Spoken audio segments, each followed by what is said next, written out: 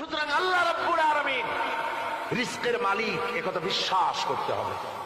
সেই বিশ্বাসের অর্থ এই নয় যে আপনি চুপ করে বসে থাকবেন আর ফেরেশতারা রান্না করে আপনারে রূপচাঁদা মাছ খাওয়াই দিয়ে যাবে, এরকম বিশ্বাস করতে হবে, কাজ করতে হবে।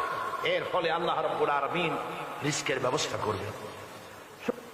ঈমান আনার পর প্রথম যে কোয়ালিটিটা হবে, সেই কোয়ালিটি হচ্ছে পার্সোনালিটি, আত্মসম্ভ্রম, আত্মমর্যাদা।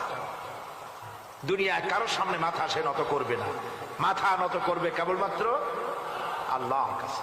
সে বিশ্বাস করবে খাইরিহি ওয়া শাররিহি মিনাল্লাহি তাআলা, ভালো মন্দ সব কার কাছ থেকে হয়? আল্লাহর কাছ থেকে হয়। সে কিছুতেই বিশ্বাস করবে না যে কোনো মাজারের কাছে গেলে, কবরের কাছে গেলে আমার তকদির পাল্টে যাবে, কোনো মোমেন তা বিশ্বাস করবে না। কথা বুঝতে পেরেছে?